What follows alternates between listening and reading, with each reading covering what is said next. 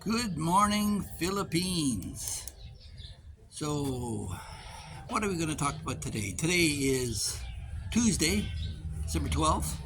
It's another bright sunny day here in the garden with the usual background noises, so I'll try and speak up so some of you can hear me. So, you've been looking at these bloggers and videos and you're thinking, gee, I would really like to get out there. So, how do you plan your escape? Well, first of all, coming here is not for the weak hearted. You have to be a resilient type who loves a challenge. Um, and that being said, you need to make plans ahead of time. First thing you have to do is you're going to have to apply or get a 29-day visa, which you can get on arrival here right now. The rules change from time to time.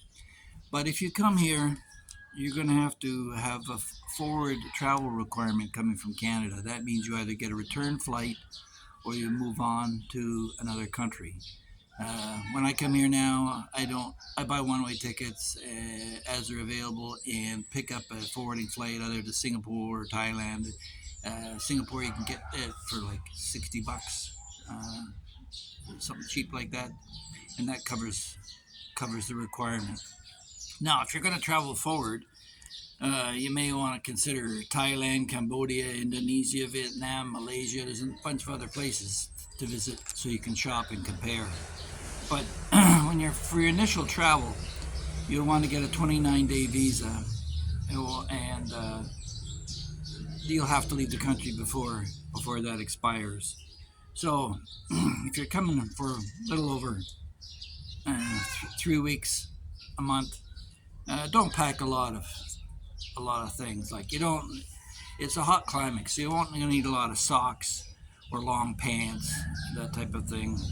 Uh, if you need clothes here, you do what the locals do and go to a uke store, which is like a secondhand clothing store. A lot of Filipinos shop there because, surprising thing, in the West, you get rid of all your old clothes and you think they're going to the Salvation Army or whatever, but they box them up in big containers and they ship them to the third world, to Africa and to the Philippines, and they're resold here. So they get name brand names quite often here for a few pesos. Now, when you get on the plane, it's a long flight, so you want to be the last one to board.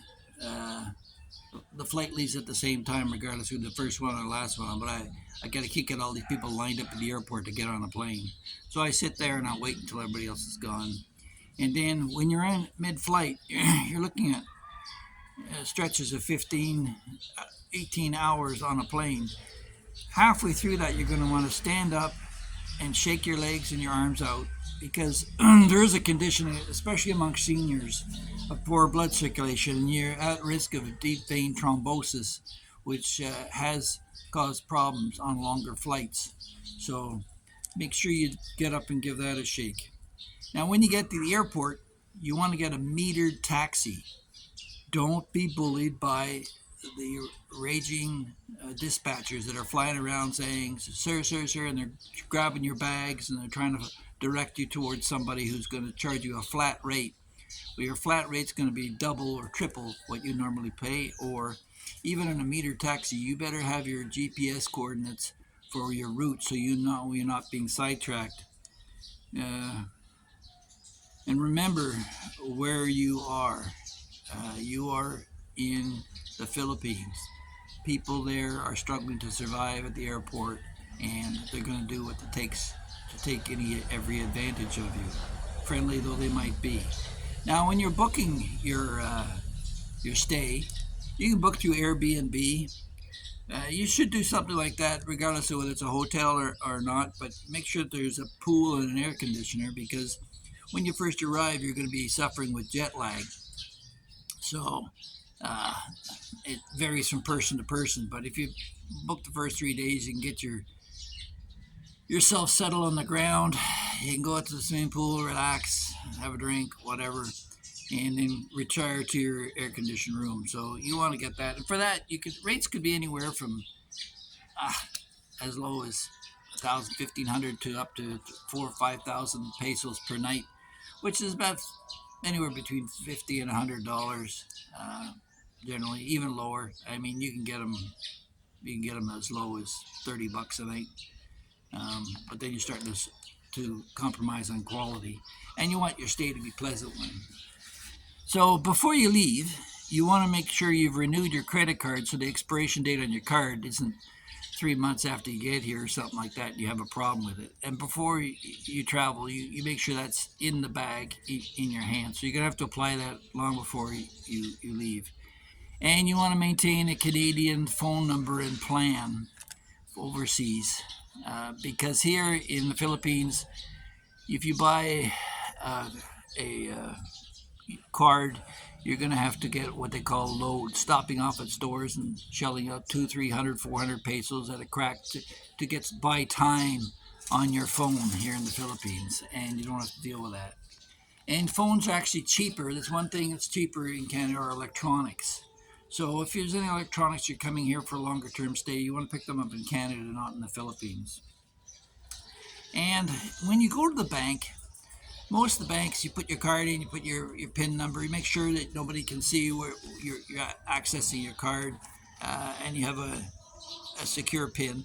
But when it says amount, you can punch in smaller amounts, but it usually displays up to 10,000 pesos. Now, if you go to a China Bank, typically, or BPI, Bank of Philippine Islands, they will allow you to punch in 20,000 pesos and withdraw that amount. Now, every time you withdraw cash in the Philippines, you're going to be charged 250 pesos. So you figure out at about 40, 41 pesos to the Canadian dollar what that's charging you, plus whatever your bank on your end is charging. So it can be expensive to withdraw money, and you want to make sure that you withdraw the maximum amount for the minimum fee. So if you're withdrawing 10,000 with a 250 peso charge, or 20,000 with a 250 peso charge, you've halved your cost of withdrawal. Now, there are cases where you want to use your Visa or MasterCard directly at hotels and places like that, because your credit card will give you a better rate on the exchange rate than if you were to withdraw the money and pay cash. So be aware of that. And be careful when you exchange money where you go. If you're in Cebu, one of the best places is the upper foreign exchange uh, shop by Shakey's Pizza on the upper floor. The lower floor will charge you a peso more for exchange. And if you go to most of the grocery stores and that, you're going to lose like 4 pesos on the dollar. So be careful about that. You're even better off to exchange at the airport than some of these grocery stores. They'll rip you off. So now, you can get travel and health care on your visa. I have a card that allows me up to $5,000 Canadian if I have a calamity that I need attention here. But healthcare costs are remarkably cheaper. You can visit a doctor here. It's my doctor charges me 600 pesos. This is like what uh, $15, something like that, to go and visit her, and she does an excellent job. Now, key thing when you're traveling is you want to make sure you've got a mask with you on the flights. Don't forget that's all recirculated air, so you want to minimize your costs of or chances of catching an illness overseas, and especially with all the crap that's going on in China now, you don't know who you're traveling with. So keep that mask on during the flight, and wash your hands if you ever have to use the facilities using soap and water. Make sure you don't get a contact with any disease. You don't want to ruin your vacation at the outset. You want to get there safely. Don't wear jewelry in public. First time I went to the Philippines was in Manila, and I walked through the streets of Makati. On the second day, I had some jewelry that I was wearing from Thailand, and it disappeared pretty quick. So don't be wearing jewelry. It's just a magnet. And when you use your money, get a money belt or a pocket that you can zip up or secure so that nobody's going to be picking your pocket. And make sure you carry small bills. Now, You'll get in a taxi and you'll hand the taxi driver 1,000 peso note and expect change, and he's going to give you some excuse that he has no change and he just started his shift. It's a standard standard routine here. You want to make sure you get change at every opportunity. So always pay when you can with 1,000 peso note and break it down so you have the smaller bills ready for when they start playing that game. So they come in denominations of 20 and 50s pesos. So you want to look at that. Now remember, when you're using the public facilities here, it's it's still a developing nation, and you'll go into the washrooms and you'll find they call them comfort rooms, CR they'll refer to, and there'll be no toilet paper in a public washroom. If you're going to get it, you're going to pay it through a machine, the dispenser. In some stores they have that, but for the large part, you're on your own. So you bring your own toilet paper with you. So that's it for your first arrival. Now, if we carry this forward, before you plan your escape, let's talk about meeting someone. You can meet a lot of women online. There's Filipina Love, or what they call Pina Love, Christian Filipina. There's a number of sites. Just punch in dating sites, Philippines, and you can see that. There's other ones in throughout Asia, Thai friendly, and the rest of it. If you want to meet girls in other countries, if you're going to be traveling there to compare. And you can do what I did, and I met my wife online, and we chatted for 6 months. And during that time, there's certain green lights and red lights that come up, or red flags that come up, and you can filter out a lot of the undesirables simply by a few basic questions and appearances of them. If you can maintain an hour long conversation online with them without losing interest, it shows there's a deep interest and involvement there. If you can't, move on, find someone else. Look for the red flags. Does she ask you for money? Hang up. Does she complain about her situation? Hang up. Whose baby is crying in the background? Better not be hers, or if it is, she better be upright in front about it, and you'd be ready to take on that responsibility. How old is she really? This is a real hazardous one, because that and her marital status are critical here. If she's under 23, you open up yourself to some hazards there. Uh, Certainly, if she's under 21, you're in a real danger zone. So make her show her ID online. Just hold it up, say, "Here I am," right? And she should be complimented that you think that she looks younger anyway. Ask her flat outright, "Are you a gold digger?" And just watch her reaction. Uh, if she is or she isn't, she's going to deny it, but just watch her reaction. And ask her marital status. There's a lot of women here. I'm not saying, well, maybe a lot is an exaggeration, but there are women here who are married who pretend they're not. I think Thailand's far worse for that. In Thailand, the girls, they have summer boyfriend, husband, and a winter boyfriend. They'll leave their families and go to Bangkok to meet their boyfriends, and then when the boyfriend goes back to his job in the West, she'll go back to her family up in the hills. I've come across that. So, when you call, does it take her a long time to answer the calls? If she does, then that could be a red flag. And does she call you back or return your calls? Remember, there's a time difference. If you're in Canada, she's in the Philippines, it's about a 12-hour time difference. So night is day and day is night. So you want to talk to her first thing in the morning, see how fresh she is in the morning. You don't call late at night, see if she's out in the clubs. Ask her if she wants to be a wife or a slave. Now that one's going to get a reaction. I can pretty well guarantee you that. She should be insulted at the insinuation that you want a slave, and if she would grovel down to that level, is that really a woman you want to be involved with? No, you're looking for a wife. If not, then you can delete this video and move on, because that's who I'm here to help. The guys who are looking for long-term relationships. Regardless, a wife here wants to please her husband. That's the difference here. You've got femininity here as opposed to feminism in the West. So you can go and check her friends list on Facebook and ask her about them. You know, what are these other relationships? And be real, guys. I mean, when I met my wife, she was talking to a half a dozen other guys as well, and young girl, pretty girl. I expect her to be looking for her options too. So don't be offended by it. And if she chooses you, you're the lucky one. Mention God. Ask her about her philosophy. Find out what she believes or doesn't believe in. Does she really believe it, or is it just a show of cards? And ask her yourself, what's really important to you? What are you looking for? Be real. Be honest. If she's your second choice, drop her, free her, let her go find someone else.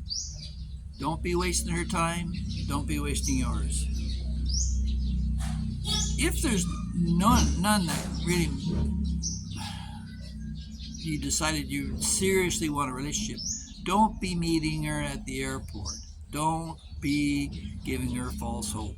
I've seen guys here, some of them are bloggers, who met the girl at the airport, took her to the hotel, were there for a few days, and then bam, bam, thank you, ma'am, and moved on. What a terrible way to treat another human being. No, be honest. Be honest before you hit the sack. Now, if she's the one, meet her at the airport. But you go to the hotel alone, at least for 24 hours, to think about what your situation is. Go in with a clear head. So hopefully some of this will help you out if you're thinking of leaving Canada. Remember, when you get on that plane in the middle of winter, shut your hose bibs off outside, turn your thermostats down, have somebody take care of your mail and your newspapers while you're away. Don't be a target while you're gone. And then come out here, have a good time, head to the beach. Remember, there's no beaches in the city, so if you're coming to Manila or Cebu or Davao, you got to get out of town if you really want to enjoy the beaches. We may live in Cebu, but our fun is when we take off to places like Bantayan or Malapascua or Bohol. There's beautiful beaches out here, but they're not in town. Now, there's some beautiful five-star hotels that have a little stretch of beach, and if you just want to park yourself by the pool and drink your Mai Tais and not worry about how much sand there is there, then fine. You can find that here right in Mactan in Cebu. They've got some beautiful hotels there, and you'll pay a little bit more. We enjoyed the Costa Bella Hotel. I'll shout out to them. I get no compensation for rewarding these people for the good work. It's all based on the credit. But yeah, we like that one.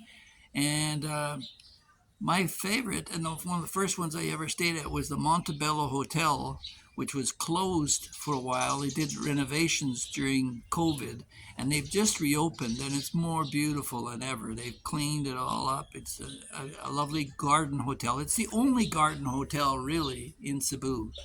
So there in the heart of the city, right behind Country Mall, is this beautiful hotel. So this one's dragged on a little bit longer than I usually do, but hopefully I've given you some information. Please make your comments in the section below. I'm not an e-bigger. I'm not asking you to subscribe. You can do so if you want.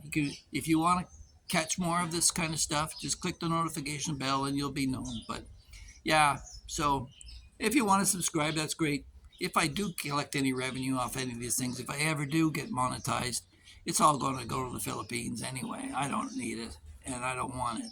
I'm happy to provide the information, and I'm happy to provide a diary of my experiences here in the Philippines. God bless. Take care.